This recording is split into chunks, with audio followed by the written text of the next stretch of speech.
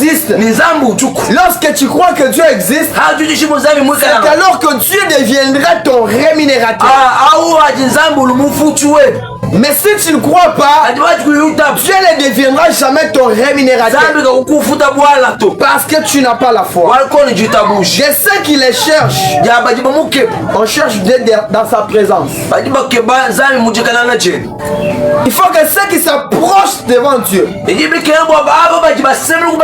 dans la présence de Dieu, croient que Dieu existe et qu'il est le rémunérateur de ceux qui le cherchent. C'est-à-dire Dieu rémunère ceux qui le cherchent. Et la façon de chercher Dieu, c'est ça, travailler dans la présence de Dieu. Dieu ne rémunère jamais ceux qui ne le cherchent pas. Mais Dieu rémunère ceux qui le cherchent. Dieu rémunère ceux qui le cherchent. Si tu ne cherches pas Dieu, Dieu ne va jamais te rémunérer. Dieu rémunère ceux qui viennent à sa recherche. Je comprends qu'à la recherche de Dieu, c'est aussi à la rémunération. Parce que l'Éternel dit, vous me servirez, je vous bénirai. C'est-à-dire, servir Dieu, c'est travailler. Et je fais quoi? Donc il n'y a pas de salaire sans travail. Dans la présence de Dieu, il n'y a pas de travail, il n'y a pas de salaire sans travail. Tout travail dans la présence de Dieu a un salaire.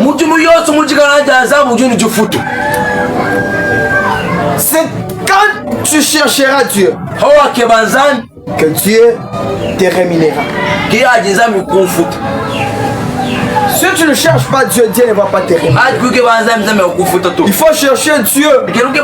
Même quand tout ne marche pas. Même quand tout ne va pas. Même quand tout n'avance pas. Même quand tout est flou. Cherchez Dieu. Et Dieu va faire quoi? Va vous rémunérer.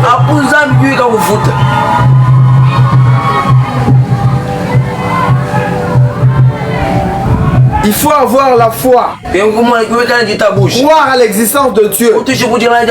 Quand tu crois à l'existence de Dieu, tu deviens agréable devant Dieu. Et quand tu cherches maintenant Dieu, et Dieu va te rémunérer.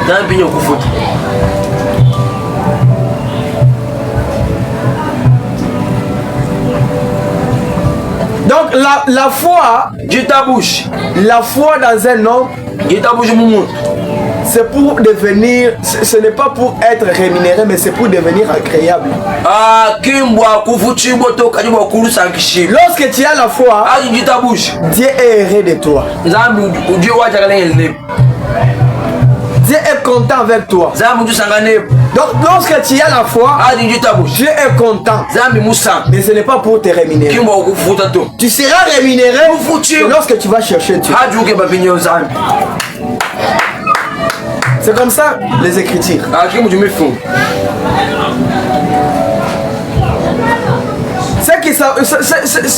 Il est impossible d'être agréable devant Dieu si on n'a pas la foi. Et nous sommes rémunérés parce que nous cherchons Dieu.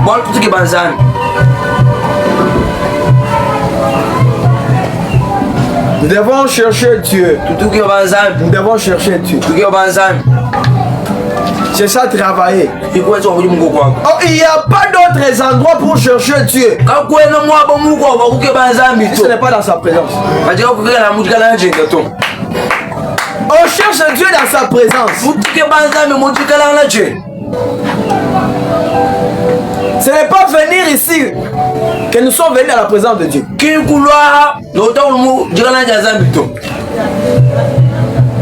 Parce que tu peux être ici et ne pas être dans la présence de Dieu.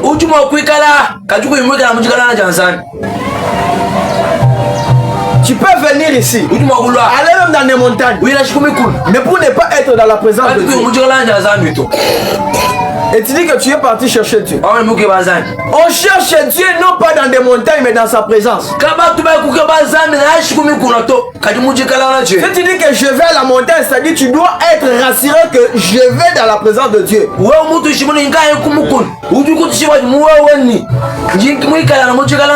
Parce que tu peux aller à la montagne là, mais tu n'es pas dans la présence de Dieu. Donc tu dois aller à la montagne pendant que tu es rassuré que je vais dans la présence de Dieu. Tu peux venir ici, mais tu n'es pas dans la présence de Dieu.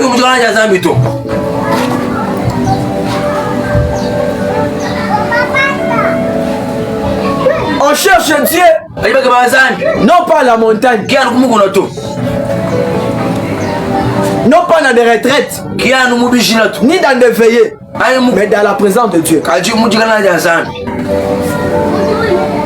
Parce que la Bible dit il faut que ceux qui viennent dans sa présence croient que Dieu existe.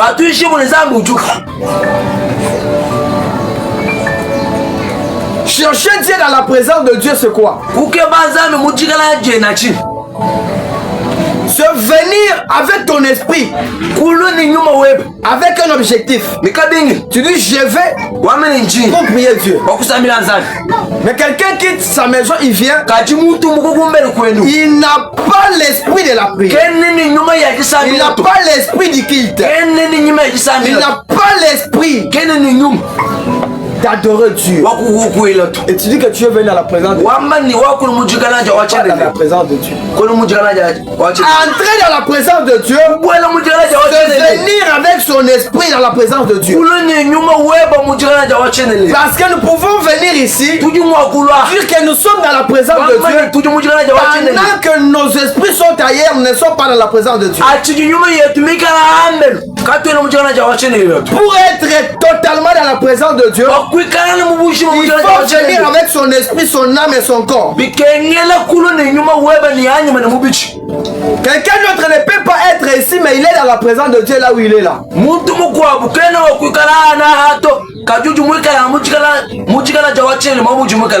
Quelqu'un peut-être est à la maison, mais son esprit est ici. Il pense au culte d'aujourd'hui. Cette personne est dans la présence de Dieu. Dans la présence de Dieu, on ne vient pas avec nos corps, on vient avec nos esprits.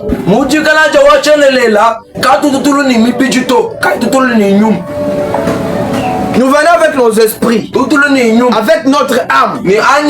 C'est ça venir dans la présence de Dieu. Parce que si tu viens avec ton corps ici, dire que dans cet hangar, nous sommes dans la présence de Dieu, c'est peut-être que c'est faux. Parce que tu peux venir, mais tant que tu es là, je suis en train de te prêcher, ton esprit n'est pas ici, ton esprit est ailleurs. Pendant que les gens prient, tu penses à autre chose. Quand ton esprit est voyagé dans un autre village,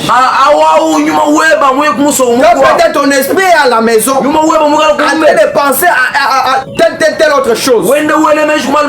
Mais ton corps est ici présent, mais ton esprit est ailleurs. Là, tu n'es pas dans la présence de Dieu. C'est ton corps qui est dans cet hangar, mais ton esprit est ailleurs. Or, lorsque nous venons dans la présence de Dieu, dans nos maisons, nous nous approchons avec notre esprit. L'esprit du culte. Quand tu quittes ta maison, quand tu quittes quoi, ton lieu d'habitation, il faut venir amener ton esprit ici. Tu viens avec l'esprit du culte. Tu viens avec l'esprit d'adorer Dieu. Tu viens avec l'esprit de louer Dieu. Tu viens avec l'esprit de prier Dieu. L'esprit de chercher Dieu. Parce que tu peux venir aussi seulement pour venir. Tu es là mais tu penses à ton mari. Tu es là mais tu penses à ta femme. Tu es là tu penses à de certaines choses. Mais tu es dans la présence de Dieu. Et tu pries. Tu pries. Est-ce que ta prière sera exaucée? Parce que ta prière est dégagée par ton corps et non ton esprit. Même lorsqu'on donne la requête, prions, toi tu pries avec ton corps mais ton esprit ne prie pas. Parce que ton esprit est quelque part en train de penser à une chose. Parce que ton esprit est quelque part en train de penser à quelqu'un. C'est un problème. C'est un problème.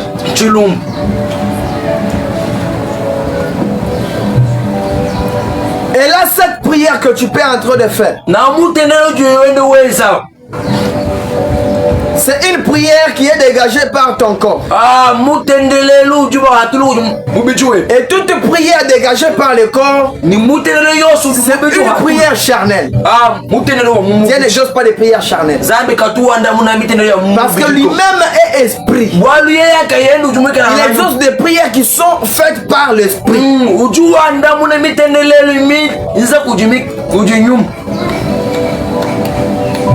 Quand tu pries, il faut prier tout en étant concentré. Tu pries avec ton intelligence. Tu pries avec ta sagesse. Tu pries aussi avec ton esprit. C'est ça, prier en esprit. Mais prier dans le corps, c'est-à-dire c'est la bouche qui parle. Mon esprit n'est pas même dans cette prière. Mon esprit est en train de parler, mais ma bouche est en train de parler, mais mon esprit est ailleurs, en train de penser à autre chose. Je ne suis pas dans la présence de Dieu. Je suis en dehors. La prière que Dieu exauce, c'est la prière qui est faite avec ton esprit. Car Dieu a besoin de nos esprits d'abord.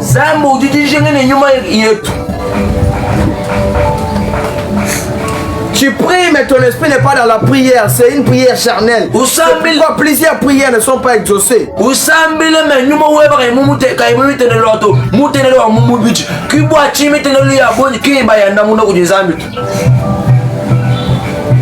Dieu exauce nos esprits. Dieu n'exauce pas forcément les paroles que tu sors.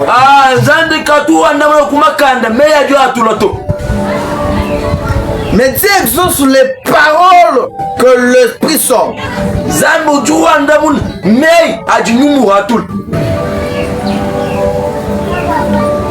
Est-ce que la prière que tu sors dans ta bouche est liée à ton esprit?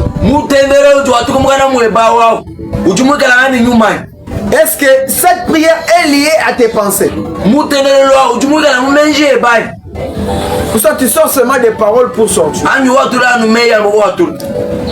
Oh, Dieu exauce les pensées qui se sont exprimées en paroles. Parce que d'abord, avant le parole, c'est d'abord le pensée.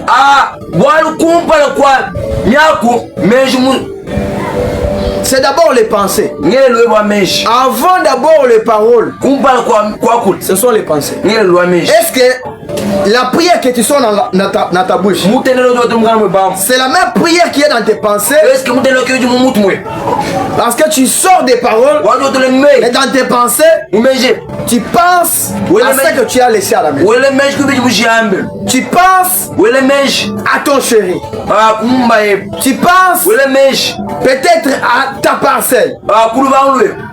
Mais ton esprit et ta bouche est en train de sortir des paroles.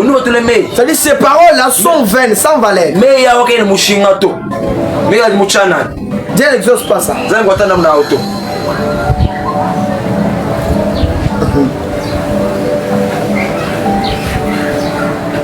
Les disciples dans la barque, en train de se lamenter. Parce qu'il y avait des tempêtes, il y avait des vents. Écoutez, il y avait des tempêtes, il y avait des vents. Les disciples en train de s'agiter. Nous périssons. Nous périssons. Ils ont regardé dans la barque. Ils ont trouvé Jésus. Jésus faisait quoi? Il dormait. Pendant que Jésus dormait, les disciples en train de s'agiter. Nous sommes en train de mourir. Nous sommes en train de mourir. Ils ont réveillé Jésus. Écoutez. Les disciples qui étaient avec Jésus, aucun d'eux n'avait l'esprit. C'était que Jésus qui avait l'esprit. Voilà pourquoi lorsqu'ils étaient en train de s'agiter,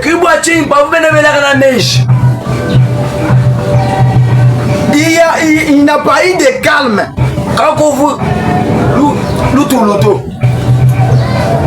D'entre le vent et les tempêtes qui s'élevaient, il n'y avait pas eu de calme. Parce que dans le disciple, il n'y avait pas l'esprit. Mais lorsque celui qui avait l'esprit s'est réveillé, il a sorti ses paroles. Ces paroles ont eu l'impact face au vent et aux tempêtes parce que lui avait l'esprit.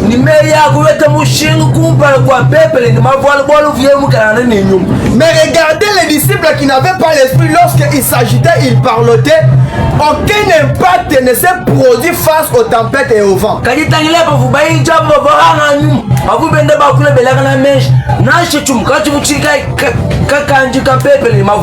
Pourquoi lorsque les disciples parlaient, il n'y avait pas eu de calme, mais lorsque Jésus a parlé, il y a eu du calme? Parce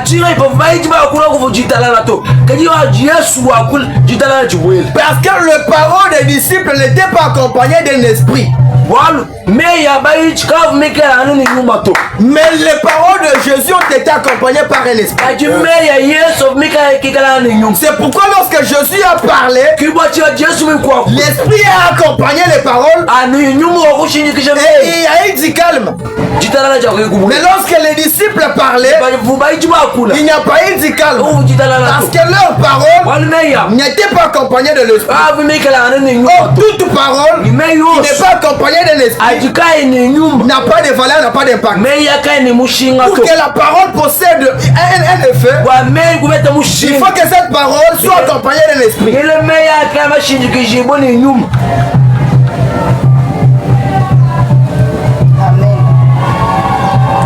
Lorsque les paroles sortent sans l'esprit, ces paroles-là n'ont pas d'impact, n'ont pas d'effet, parce que l'esprit n'est pas accompagné.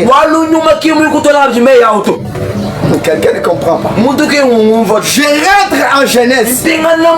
Écoutez, lorsque Dieu était en train de créer, lorsque Dieu était en train de créer, les choses qui existaient là, les choses qui se présentaient quand Dieu parlait, ces choses-là n'existaient pas sans l'esprit. Vous entendrez bien dans les Écritures, l'esprit de Dieu faisait quoi? C'est planer au-dessus des eaux. C'est planer au-dessus des eaux. Mais lorsque Dieu parlait, Dieu sortait la parole et l'esprit qui planait au-dessus des eaux accompagnait la parole pour exister. Ce n'est pas la parole elle-même qui créait les choses, mais c'est la parole était accompagnée de l'esprit.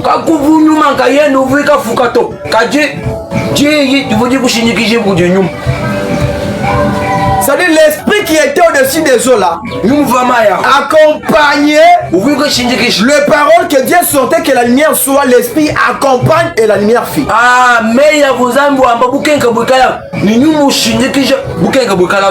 C'est-à-dire toutes les paroles que tu sors dans ta bouche sans être liées à l'esprit, ces paroles-là n'ont pas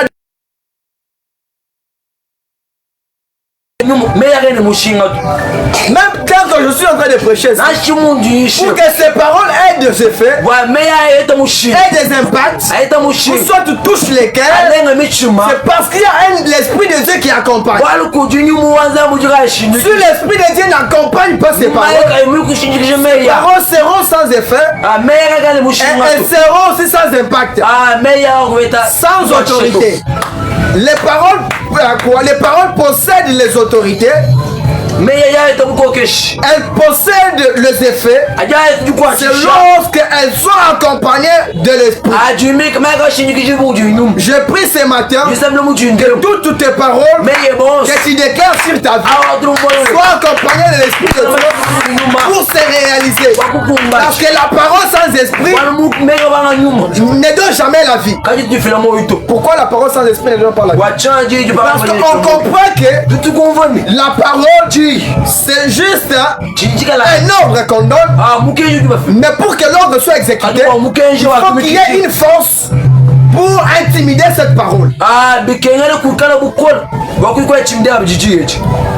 C'est-à-dire c'est l'esprit qui intimide l'accomplissement des paroles.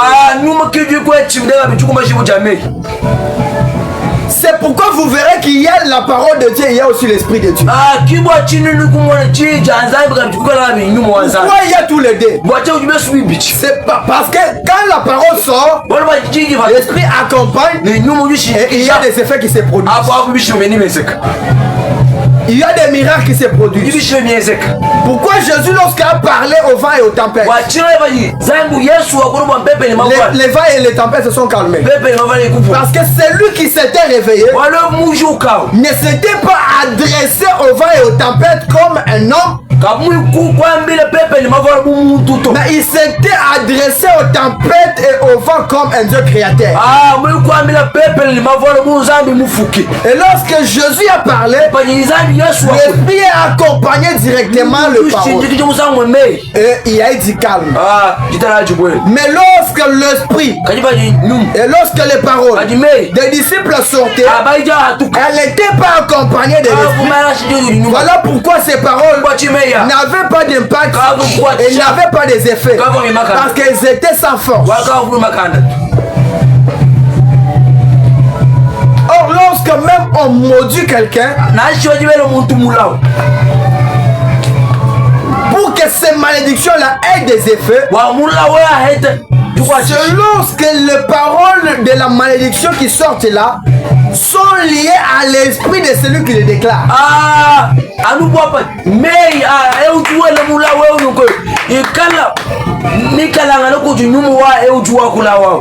Pourquoi lorsque tu dis peut-être que pourquoi on ne te tamponne pas par la moto? Parce que la parole que tu as sortie n'est pas liée à ton esprit et cette parole n'aura pas d'impact. Mais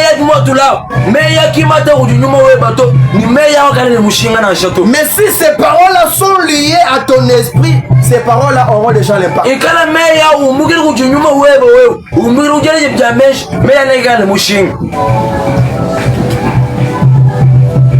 Parce que lorsque tu vas chez un féticheur, il te dit sois concentré. Qu'est-ce que la concentration? Quand on dit quelqu'un soit concentré, c'est-à-dire amène ton esprit, ton âme, ton corps ici. C'est ça être concentré. Quand on te dit sois concentré dans la présence de Dieu, c'est-à-dire ne voyage pas en esprit, mais sois stable. Que ton esprit soit présent, que ton âme soit présente et que ton corps aussi soit présent. C'est ça être concentré. Mais quand on te dit tu es dans la distraction, cela veut dire que tu es là physiquement, mais spirituellement tu n'es pas là. Tu es en distraction. Aucune chose ne se fait dans la distraction. Toute chose se fait dans la concentration. Toute chose se fait dans la concentration. Il n'y a pas de concentration. Il y a pas de choses qui se font sans la concentration. Si tu n'es pas concentré, aucune chose ne va arriver. Même quand on prêche la parole de Dieu, si ton esprit n'est pas ici, tout ce qu'on prêche, ça te passe. Ça n'aura jamais aucun impact. Parce que ton esprit n'est pas là. Tu n'es pas concentré. Pour que ces paroles-là soient concentrées, aient des impacts, possèdent des effets dans ta vie. C'est lorsque ton esprit, ton âme et ton corps sont tous les trois dans ta maison.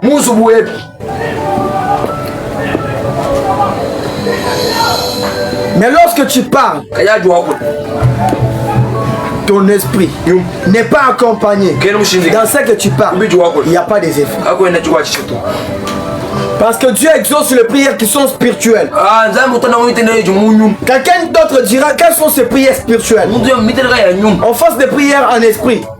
Pas des prières. Les prières spirituelles, ce sont des prières qui sont faites avec ton esprit. Tout ça qui est esprit et quoi est spirituel. C'est ça est prier en esprit. C'est ça les prières spirituelles. Tu pries, ton esprit est dans la prière. Pourquoi on demande de prier tout en étant concentré? Pourquoi? Vous savez pourquoi? Parce qu'il y a des choses. La distraction et la concentration. C'est-à-dire si tu n'es pas concentré, tu es distrait. Si tu es distrait, c'est-à-dire que tu n'es pas concentré. Et si tu es aussi concentré, cela veut dire que tu n'es pas distrait. Pourquoi on dit prions tout en étant concentré? C'est-à-dire que nous devons impliquer notre esprit dans ce que nous faisons. Et même pour que tu réussisses dans ce que tu es en train de faire, il faut imposer ton esprit dans ce que tu es en train de faire. Vous savez, quelqu'un quand il est en train de préparer, et son esprit est agité, peut-être pas une nouvelle du deuil, son esprit est agité, c'est-à-dire quand il est en train de préparer là, son esprit est agité, c'est-à-dire son esprit n'est pas intentionnellement dans ce qu'il est en train de faire, mais son esprit est à la nouvelle qu'on lui a donnée. Et il risque même de briller les choses parce que son esprit n'est pas là.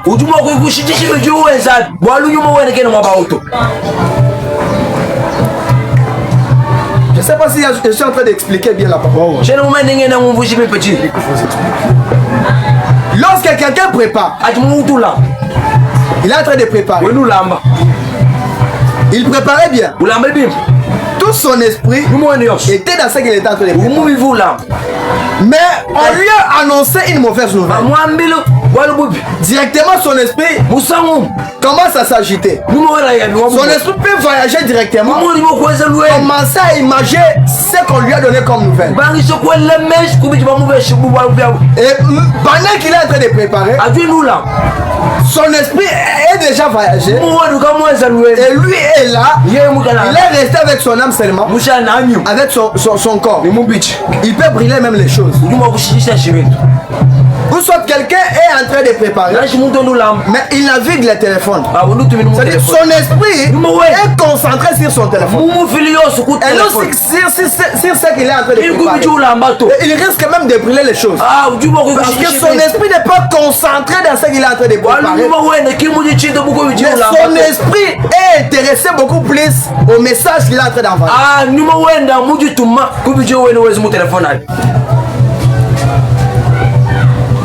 Et il peut déranger même les choses. Parce que son esprit n'est pas là. C'est-à-dire qu'il n'est pas concentré dans sa cuisine.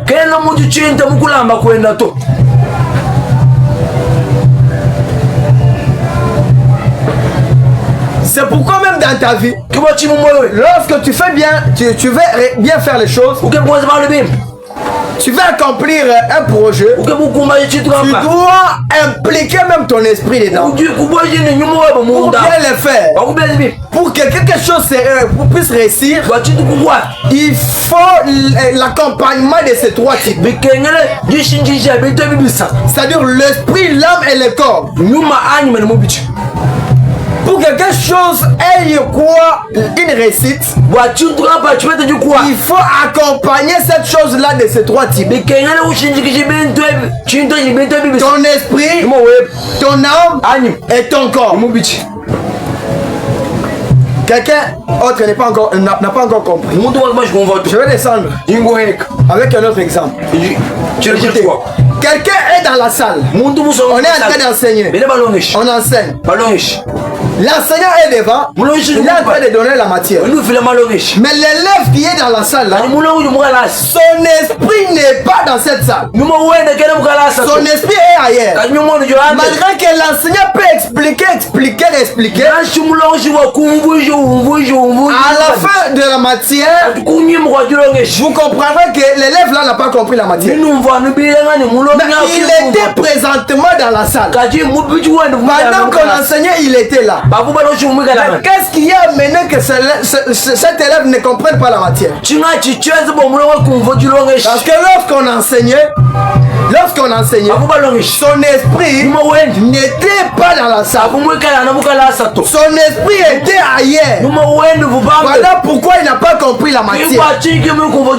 Mais les autres qui étaient là dans la salle, ils étaient concentrés, ils avaient leur esprit sur place, ils ont compris la matière. Mais nous tous nous étions dans la salle. Comment moi j'ai compris, toi tu n'as pas compris? C'est-à-dire lorsqu'on enseignait, ton corps était présent, tu regardais même l'enseignant, mais ton esprit n'était pas dans ce que l'enseignant enseignait. Voilà pourquoi tu n'as pas compris cette matière. Lorsque l'enseignant enseignait, toi tu pensais peut-être au foufou. Soit tu penses peut-être comment je vais avoir l'argent pour payer la scolarité. Tu pensais à ça. Et lorsqu'on enseignait, ton esprit n'était pas là. Et c'est impossible que tu comprennes la matière. Parce que ton esprit n'était pas dans la salle. Ton esprit avait voyagé. Mais ton corps était présent. C'est pourquoi même à l'église, lorsque nous venons, il y a des personnes, il est là, mais son esprit n'est pas ici. Et on peut même prêcher comme ça. À la fin du culte, on lui demande de prêcher sur quoi? Il n'y a rien à dire. C'est-à-dire son esprit n'était pas ici. Oh, c'est l'esprit qui te permet de bloquer les choses. C'est l'esprit qui te donne le souvenir.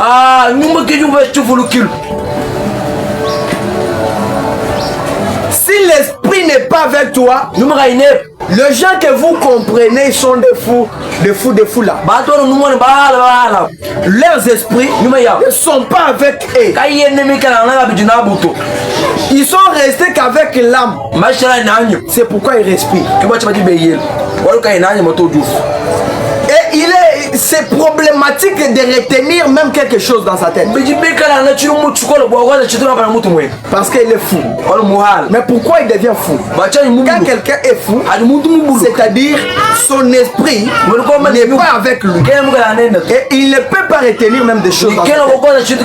Parce que c'est l'esprit qui te permet de bloquer certaines choses dans la tête. Et lorsque l'esprit te quitte, tu restes avec l'âme, tu respires, mais tu ne retiens pas les choses. C'est-à-dire ton esprit est ailleurs.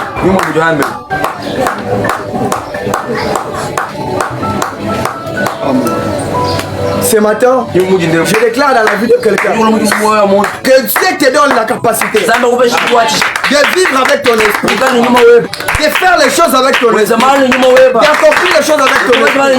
Parce que si tu n'as pas d'esprit, même les études que tu étudies, tu vas échouer. Parce que tu vas au cours, mais ton esprit n'est pas au cours. Tu viens au kit, mais ton esprit n'est pas dans les kits. Tu ne vas pas réussir. Même quand tu construis la maison, il faut que ton esprit soit dans cette construction. Sinon tu vas construire mal les choses.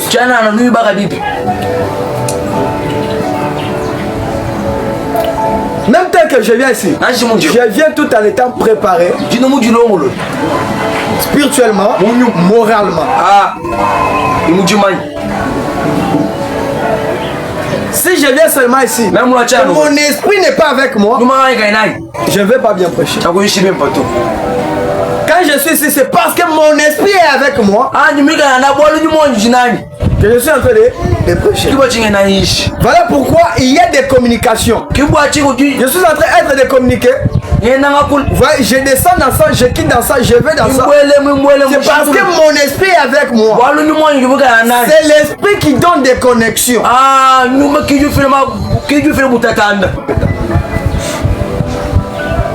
Ce n'est pas ton âme qui donne la connexion. C'est ton esprit qui donne la connexion. C'est pourquoi même quand Jésus viendra, il y aura des connexions. Ceux qui seront enlevés, c'est seulement ceux qui auront le Saint-Esprit.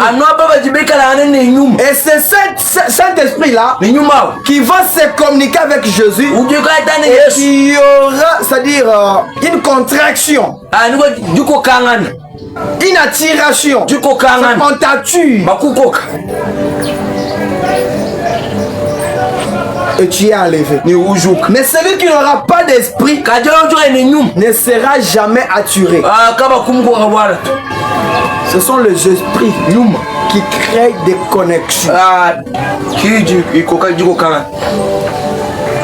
Quand vous entendez le prophète dire, je communique mon esprit à ton esprit. Pourquoi il ne communique pas son âme à son âme? Mais il communique mon esprit à son esprit.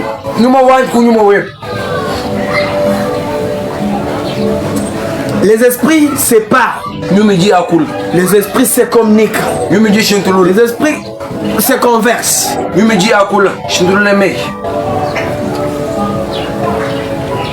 Je termine déjà. Je te donne un exemple. Nous sommes ici. J'ai besoin de voir Pépé. Mais j'ai besoin de lui. Ça c'est mon esprit qui est en train de parler. J'ai besoin de voir Pépé. Mais je dis, je vais chez eux. Dès lors que je quitte seulement ici, pour me mettre en chemin, je trouve Pépé en train de venir vers moi. Mais c'est moi qui avais besoin d'aller vers lui. C'est-à-dire mon esprit sait communiquer avec son esprit que nous devons se voir. Forcément, brusquement, tu rencontres celui que tu cherches. Qu'est-ce qui a fait, c'est que tu rencontres directement la personne que tu cherches. C'est l'esprit qui sait communiquer à son esprit. Et lui aussi a quitté sa maison pour venir vers moi. C'est moi, à moi, j'avais besoin de partir vers lui. Mais lui aussi commence à venir vers moi. Et on se croise en route. Ah, tu partais ou moi je partais chez vous. Ah, moi aussi je venais chez vous. Les esprits se communiquent. Les esprits se séparent. Par l'occasion du culte de ce matin, que toutes tes prières soient accompagnées de ton esprit. Quand tu pries, impose totalement ton esprit dans des prières que tu fais pour que cela soit exaucé vers Dieu.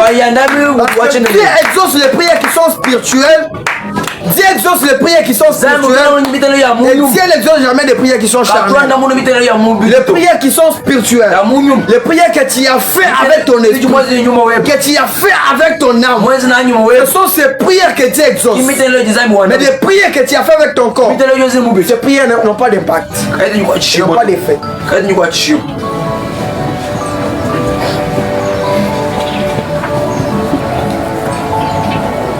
Quand tu allumes ton esprit dans la prière, ton esprit devient fort. On ne touche pas, c'est-à-dire facilement ton esprit. Ton esprit devient fort parce qu'il est allumé par le feu de la prière. Lorsque tu envoies le feu, Lorsque tu chasses les démons, est-ce que tu vois l'effet que tu envoies? Est-ce que tu vois les esprits que tu chasses? Tu ne les vois pas. Tu ne vois même pas l'effet là. Mais tu entendras les matins un sorcier confessé que la nuit vous nous avez beaucoup envoyé l'effet. Aujourd'hui vous nous avez mis vraiment mal à l'aise. Mais toi tu les faisais. Cela a produit des effets dans le monde de ténèbres. Parce que tu les faisais avec ton esprit. C'est pourquoi ça a créé des tourments dans le monde de ténèbres. C'est pourquoi ça a créé des complications dans le monde de ténèbres. Parce que tu avais fait cela avec ton esprit. Mais une prière que tu fais charnellement, ça n'arrive même pas dans le monde de ténèbres. On va les faire. Ton esprit n'est pas même dans les faits que tu as. Ces faits-là n'a rien à voir avec les sorciers. Ne consumera même pas les sorciers. Ne détruira même pas les choses des sorciers. Parce que ton esprit n'est pas même là-bas. Mais lorsque tu fais la prière, tu envoies les faits avec ton esprit. Tu es la constante. J'envoie les faits. Je chasse les démons. Les matins, tu entends un sorcier confesser que tu as beaucoup envoyé les faits. Aujourd'hui, tu m'as mis mal à l'aise. C'est quoi? C'est parce que tu as envoyé cela avec ton esprit. Et ça produit des effets dans le monde. Mais si vous regardez le sorcier là, physiquement, il n'est pas consumé. Il est à l'aise. Mais dans son esprit, il est détruit. Il est mal à l'aise. Toi aussi, si tu te regardes, quand tu as envoyé les faits, ta bouche n'avait pas sorti les faits. Les faits étaient sortis dans ton esprit et a dérangé un esprit de l'autre. A mis mal à l'aise l'esprit de l'autre. C'est le fait que tu avais sorti. Si tu avais sorti ça par ta bouche physiquement, ça allait aussi consommer le sorcier physiquement.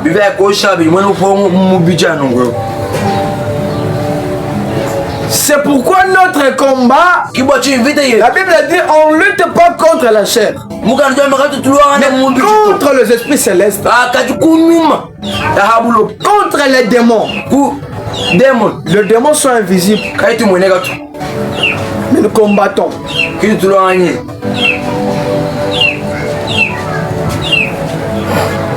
Seulement tel que nous sommes ici, il y a des gens. Si on met l'autre et l'autre, l'autre va battre l'autre. C'est comme ça même aussi en esprit. Quand un esprit tu n'es pas fort, l'esprit de l'autre va t'abattre. C'est comme ça. Tu dois grandir ton esprit dans la prière, dans le jeûne, dans l'adoration, dans la recherche de Dieu. Tu dois grandir ton esprit. C'est à ce moment-là même tu croiseras des forts. Ce matin, nous allons prier.